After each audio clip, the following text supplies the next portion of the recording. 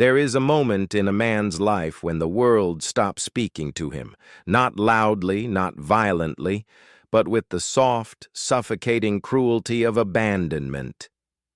Johnny Depp learned this in a single news cycle.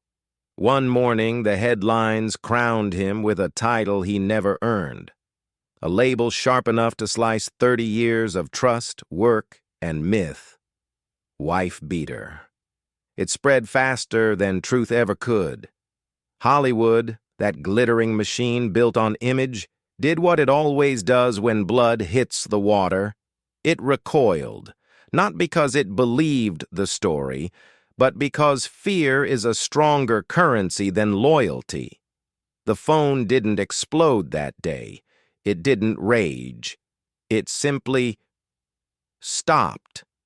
His agent, once a faithful bridge between him and the world, stopped calling. Studios that had begged for meetings went silent. Friends, those golden faces once photographed laughing at his premieres, vanished into polite distance. Hollywood is a small village masquerading as an empire. Everybody knows everyone, and suddenly nobody wanted to be standing next to the man whose name was Poison. Within 48 hours, Johnny Depp became a ghost with a heartbeat. He could feel it physically, the way people looked through him, the way messages went from paragraphs to single lines to nothing at all. He wasn't just unemployed. He was unwelcome. They didn't strip him of roles. They stripped him of presence. There is an irony that shines in this period. Everyone believed they were protecting themselves. Studio heads whispering behind polished glass walls. Publicists erasing his image from campaign boards. Millions had been made on his shadow. Jack Sparrow, the Mad Hatter, Grindelwald, icons that seeded franchises and fortunes. But in exile, the industry pretended amnesia. Suddenly, the man Hollywood once paraded was invisible. He walked through his mansion with unused scripts resting like ghosts on tables, words waiting for his voice, voices waiting for his eyes, now bound in dust. The betrayal was not loud. It was silent, a silence more violent than shouting could ever be.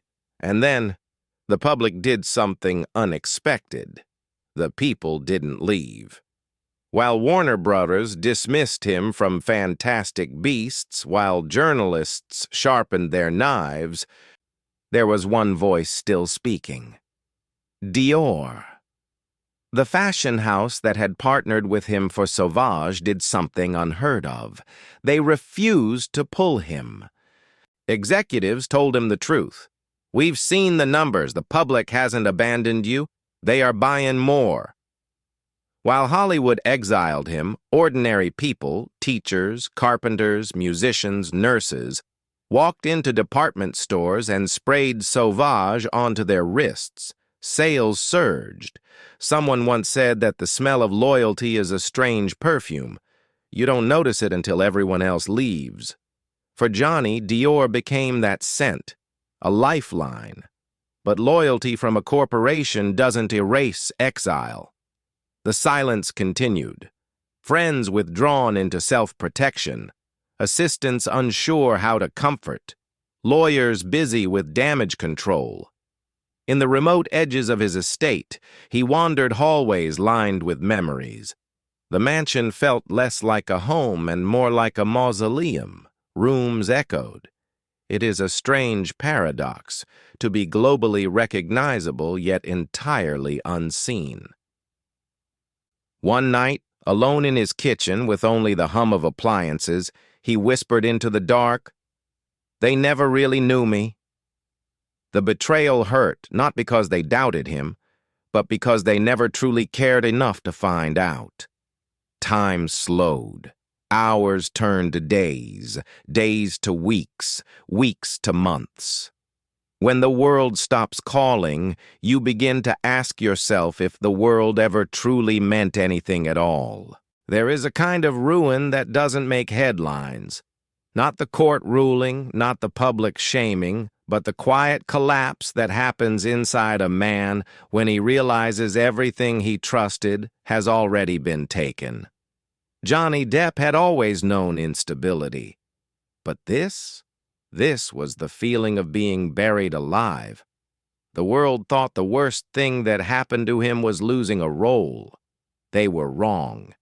The worst thing was discovering that the empire he thought he built was not his.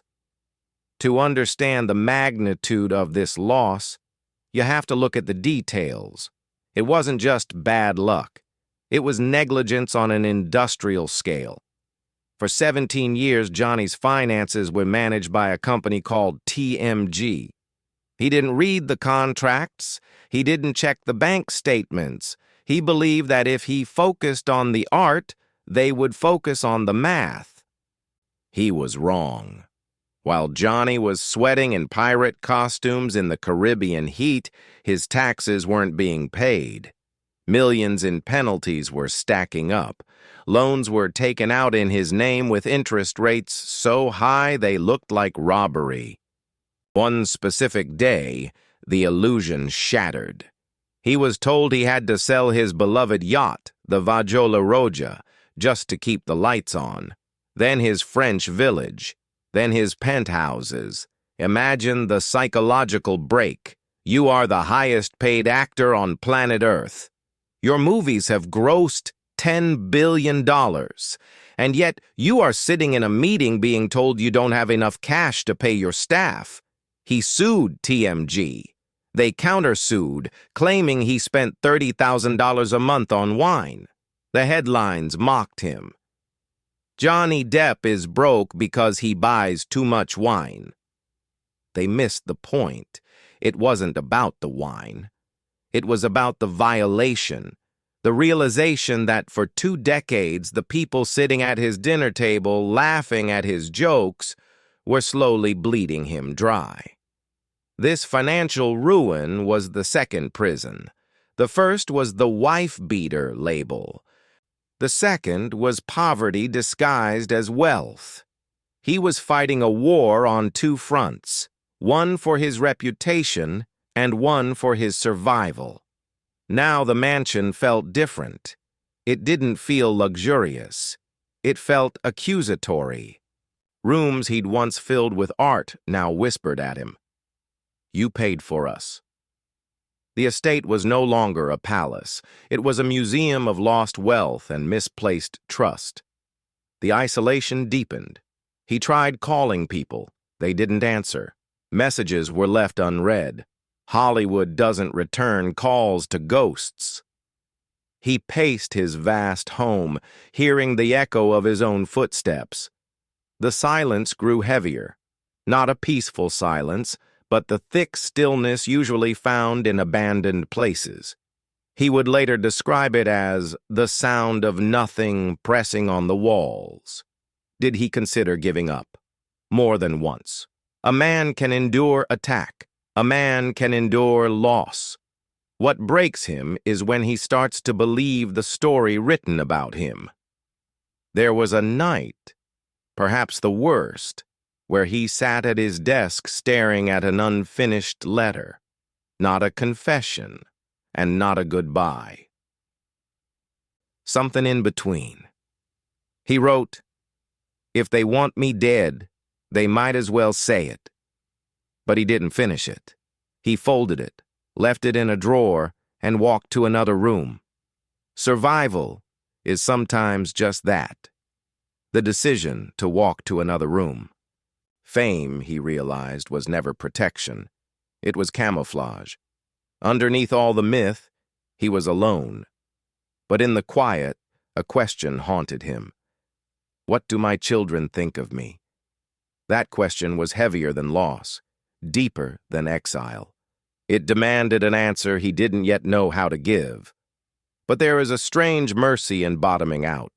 Once everything has been taken, money, career, reputation, you are forced to see what cannot be taken. There, in the wreckage of his estate, he began to understand. No studio owns your soul. No journalist owns your truth.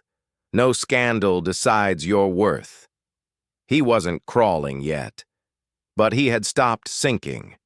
And somewhere, under piles of debt and betrayal, a sanctuary waited. There is a moment, after the world falls quiet, when a man must learn how to speak again. But Johnny Depp didn't find his voice in interviews. He found it in places that did not require language. It began one night at 3 a.m. The house was dark, the air thick with unspoken things. He had been pacing, trying to outrun something inside him. Eventually, his feet carried him to his art room. The door creaked as it opened. Dust acknowledged his arrival. Brushes stiff from neglect. Tubes of paint hardened around the edges. He stood there, a silhouette in the doorway. Something whispered to him, "Pick it up." He reached for a brush. It felt foreign in his hand, like greeting an old friend you'd broken faith with. He set a blank canvas on an easel and for a long time simply stared. Then, without intention, he dipped the brush and dragged a stroke of crimson across white. The sound of bristles scratching linen was the first honest sound he had heard in months. Color began to take shape without planning. The curve of an eyebrow, the shadow of a cheek. It was Bob Dylan, the man whose words had once held him through youth. Johnny painted furiously. By dawn, paint stained his sleeves, his floor, his hair. He had spoken all night without opening his mouth. That painting was the first conversation he had had with the world since exile. Painting became ritual. Every night when thoughts threatened to swallow him, he walked to that room and surrendered to pigment. Soon Dylan's face was joined by others. Keith Richards, Elizabeth Taylor, Marlon Brando. These were not portraits. They were prayers, faces he trusted, faces that carried truth. But painting didn't remain a private therapy for long. He eventually decided to test the world.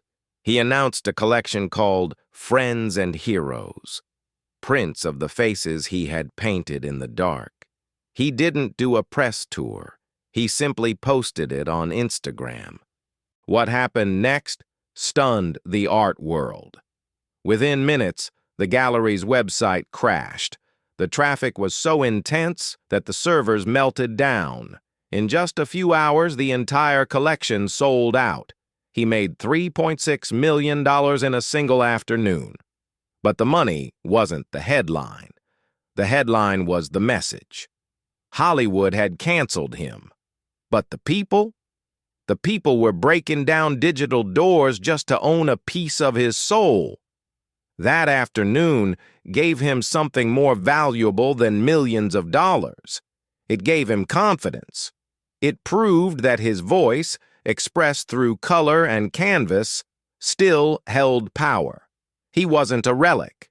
He was still relevant. Then came the music. He had always carried guitars like talismans, but during exile he hadn't played. He couldn't feel the sound. Until one day his phone rang. Not a lawyer, not an agent. Someone real. Jeff Beck. The legendary guitarist didn't ask about scandals. He didn't tiptoe around headlines. He simply said, "Come over. I'm working on something." In Beck's studio, there were no whispers of court cases. Only guitars, cables, the buzzing smell of amplifiers warming up. Two men who spoke more fluently through strings than sentences. Jeff handed him a guitar. Johnny held it, strummed a chord, and something loosened inside him. Their collaboration wasn't just jamming. They released a song, a cover of John Lennon's track simply titled Isolation. The choice was deliberate. Listen to the lyrics they sang together. People say we got it made. Don't they know we're so afraid? Isolation. When Johnny sang those words, He wasn't covering a song. He was testifying. He was singing about the gilded cage of his life, about the fear that lives behind the velvet ropes. The music video showed them raw, stripped back, just a man and his guitar screaming into the void. That song became the anthem of his exile. It was his way of telling the world, I am scared, I am alone, but I am still singing. Jeff Beck never treated him as a fallen actor. He treated him as a musician who belonged. And so began a friendship that became salvation. They toured Europe. Audiences were stunned. Depp wasn't a Hollywood puppet on stage. He was a musician, gritty, delicate, soulful. He later said that touring with Jeff Beck kept him alive. It made the silence bearable. Art didn't save him. It taught him how to save himself. And yet, somewhere beyond brushes and amplifiers, a storm waited. Exile had given him refuge, but not vindication. He knew sanctuary was temporary. He was preparing, even if he didn't know it. Painting steadied his hands. Music steadied his heart. Jeff Beck steadied his faith, all preparing him for what would come, the decision that would change everything.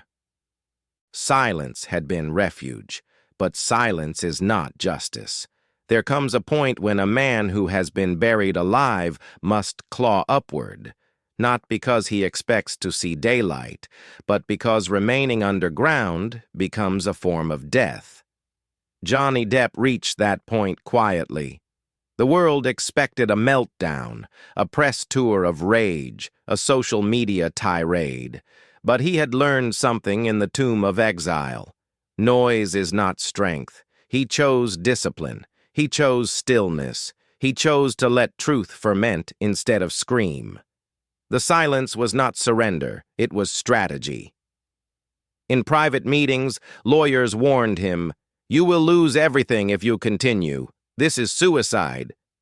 Suing Amber Heard in Virginia was madness in their eyes. The public mood was hostile. The court of public opinion had already decided. Why risk more humiliation? He answered them with calm certainty. I have to do this, not for money, for my children. It wasn't vengeance he sought, it was repair. His children deserved to hear him defend himself, to witness him stand. He understood something deeper. Your name is the only inheritance that cannot be rebuilt once destroyed. So after years of silence, he stepped forward, not onto a stage, but into a courtroom. But long before the world watched, he had already decided the tone. No anger, no theatrics, no shouting. He would tell the truth the way a painter tells truth with brush strokes, slow, careful, deliberate. Letting the silence between sentences speak louder than accusations. Friends questioned his sanity. Why expose himself again? He knew why. Because the silence that protected him had reached its limit. There is a kind of quiet that heals, and a kind that suffocates. Silence had healed him long enough. Now it threatened to bury him. So he stepped into the storm. But he did not bring fury, he brought preparation.